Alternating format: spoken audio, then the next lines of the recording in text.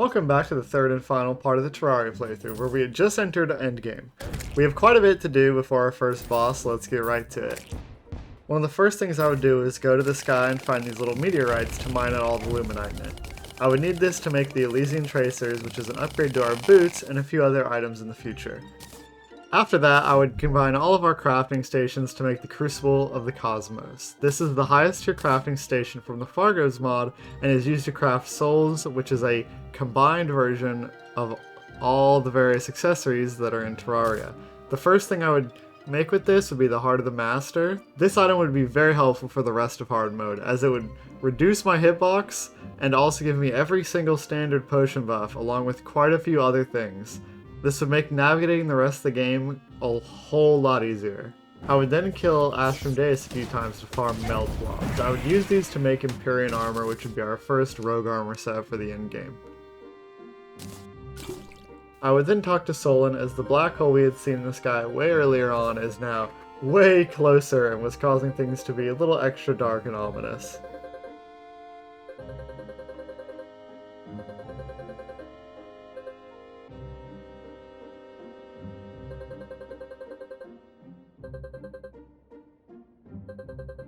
After talking to her, I would go and fight our very first endgame boss, Dragon Folly. As I said in the last video, there wasn't much of a difference between this and base calamities other than just having a stat buff. So I will speed through this to get us to the Profane Guardians, who were basically the same.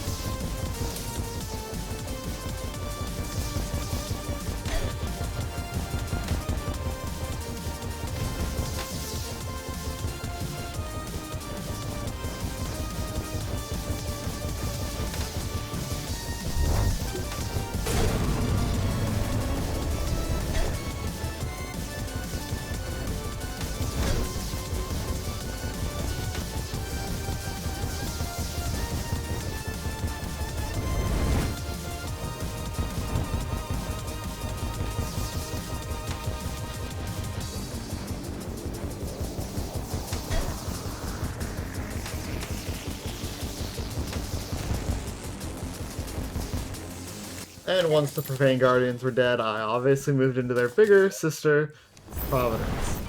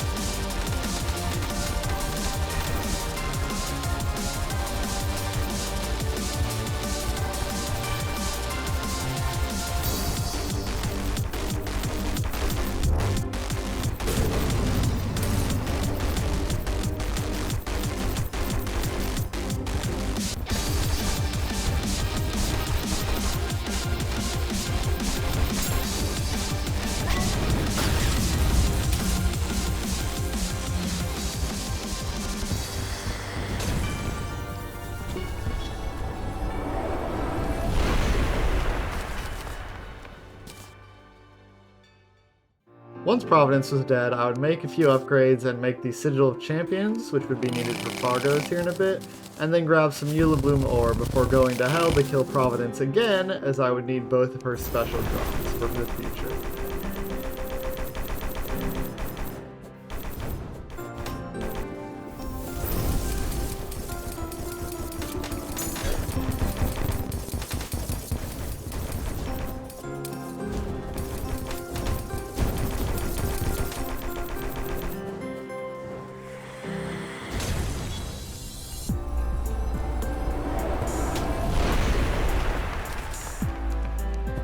After killing both versions of Providence, I had enough geodes to make Tarragon armor. This is a strict upgrade from Empyrean armor, which gave a lot more defense and the unique buff of making me invincible after doing a certain amount of rogue crits.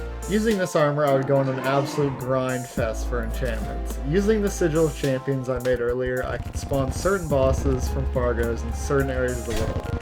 These bosses were special and would drop enchantments that I hadn't really made up until this point. These forces would be a big deal later, as I needed them to craft the Soul of Terraria, which would be a absolutely insane stat buff for me. Although farming these enchantments the normal way was really quite a pain, so instead I opted for farming these bosses over and over and over again. There were quite a few of these bosses that I could try and fight, and although there were a few of them I couldn't kill, I could kill most of them right now with relative ease. Some were way harder than others though, such as the Champion of Earth, who I had quite a few deaths on, but others, like the Champion of Terra, who were just a worm boss that dug around and didn't really do anything other than be a health tank. Once I had grinded these bosses enough and was satisfied with the amount of forces I had made, I would move on to the Devourer's trio.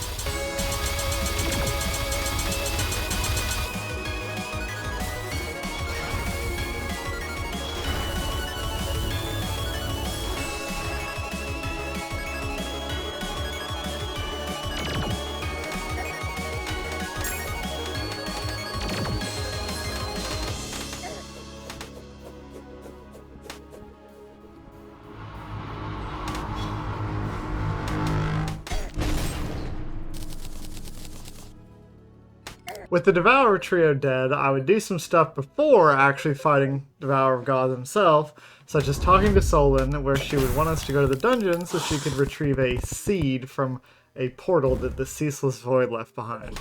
I would take this seed and plant it before going ahead and fighting Poltergeist.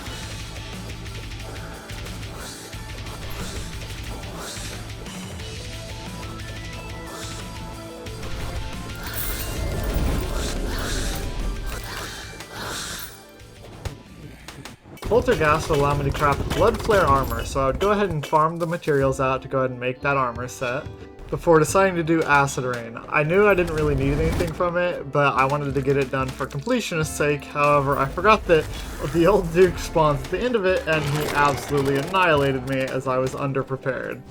Once that happened, I decided, okay, it's time to fight Dog. And after a few absolutely devastating deaths from him, I would put him down.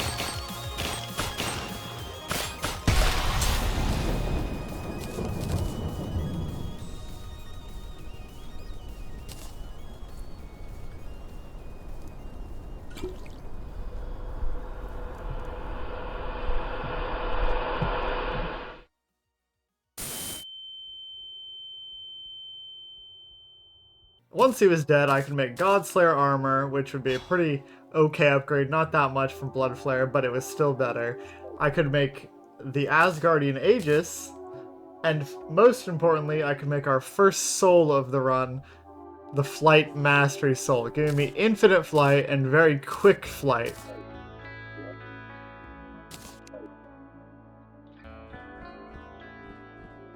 After making those upgrades, I'd make a little shrine for Dog and all of his little goobers that you have to fight beforehand before proceeding into the Old Duke. The Old Duke is actually one of two remaining bosses that has an update from the Fargos Souls DLC cross-mod thing. And man, was it quite the rework. He gave me quite some trouble for a long time because he's just so much faster than his base version, and he hurts so much more. But as for all bosses, in due time he went down.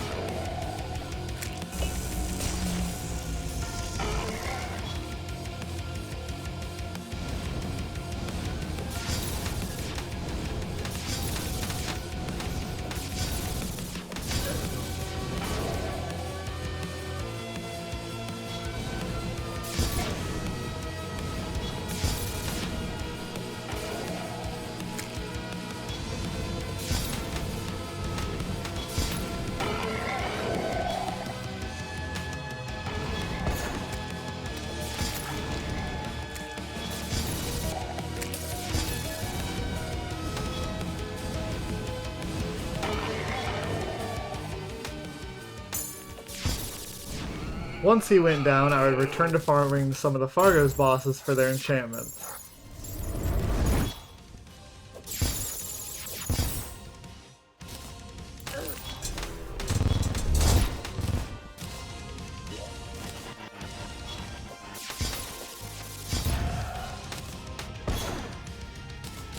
It's important to note that at this point, my character started to become kind of ridiculously powerful. I was basically able to take 10 or so hits in a fight, and the first like 3 would be completely negated by accessories and just armor bonuses. I was getting to the point where I kind of was being very lackadaisical about how I played the game, not taking it very seriously, and generally the bosses were getting easier because of it. This made Garen kind of a pushover, and the boss after him, once I'd upgraded all my stuff using Auric Tesla and gotten a new weapon, even easier. But it's okay, as a boss here in a bit would still absolutely destroy me and put me back in my place. But we still had a few bosses before then. Mainly Fargo's bosses. The first of which would be Eridanos, the champion of the cosmos.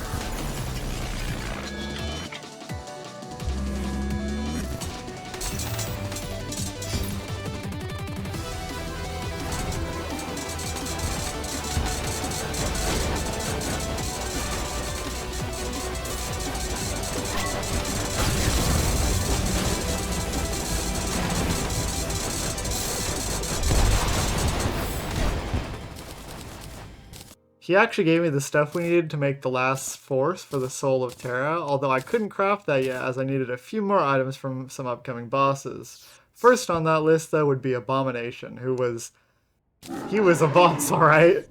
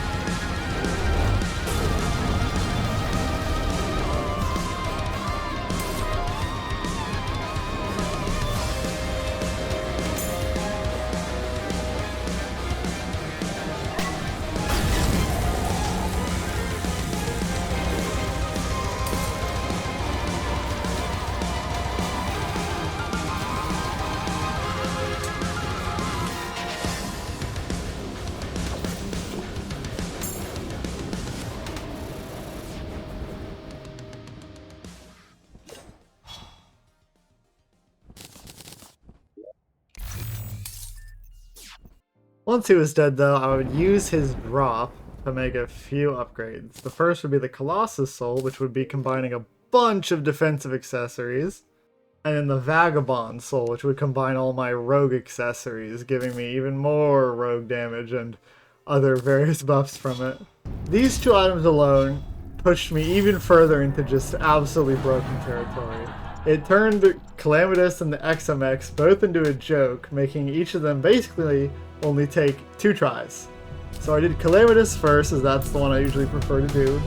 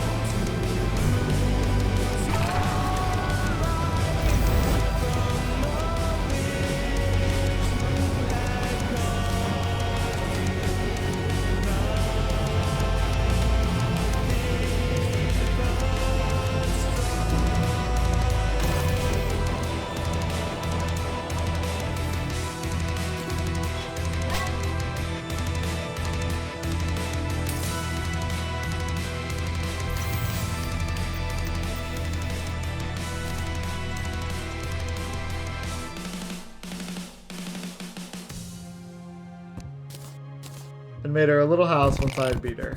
Once that was all done though, I would move on to Exomex. This is actually the last boss that is reworked by the cross mod with fargos thingy, and is basically the whole reason I made this deal, like this whole video series, and it is made disappointing by the fact of how broken you get, that you can kind of just face tank like half of the hits because you just get that much invulnerabilities. But it's still a cool fight nonetheless.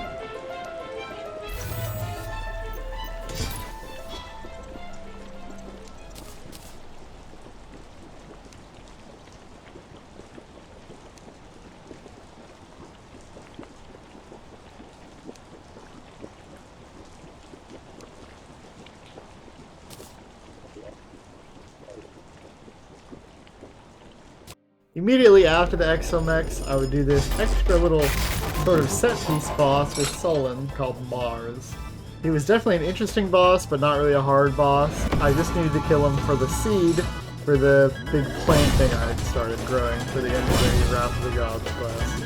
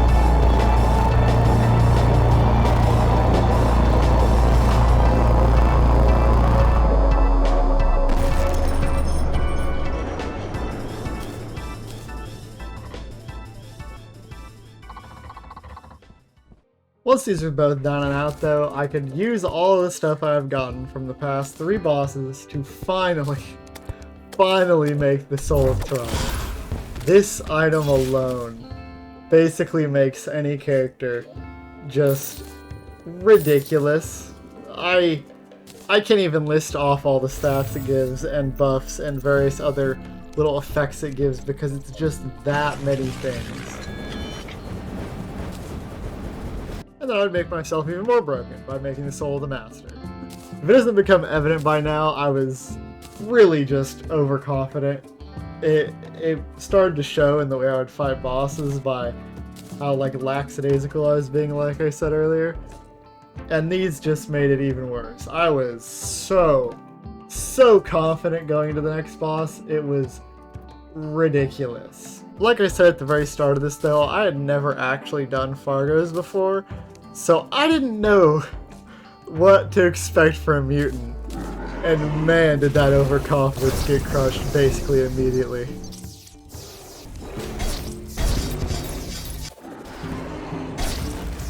Mutant put me in my place. He killed me, I think, well over 100 times, and in fact he killed me enough times early on that apparently he just skips to his second phase if he kills you enough, which, thank you, but feels kind of bad at the same time. But as always, with a ridiculous amount of practice, I beat him.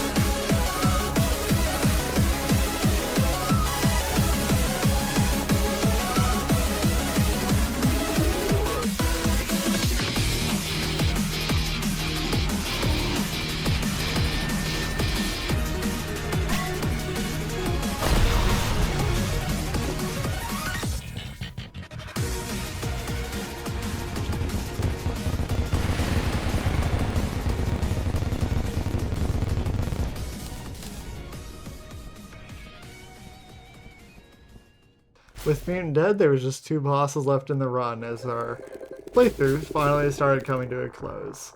And so I would plant the last seed, and then activate the Genesis, unleashing the Avatar of Emptiness.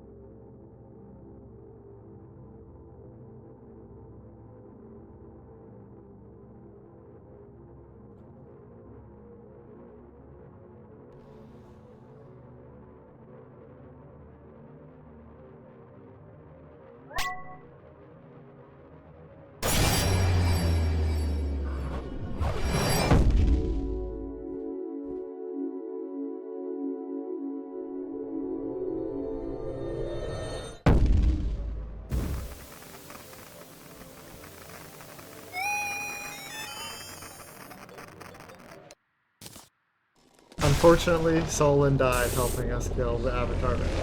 However, our skies were finally clear, and we were challenged to one last test.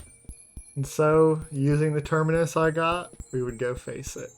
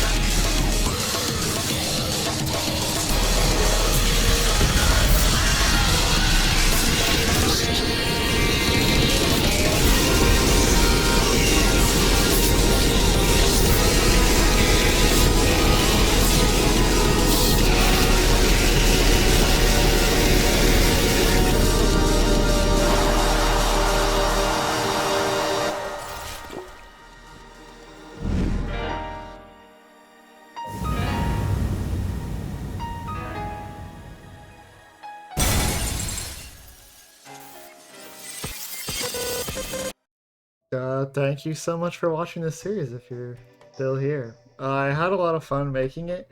It's actually probably the most fun I've had in Terraria in a I do mean a long time. I know it didn't really come through in a lot of parts of the video because I had to skip so much because there was well over 150 hours in this world.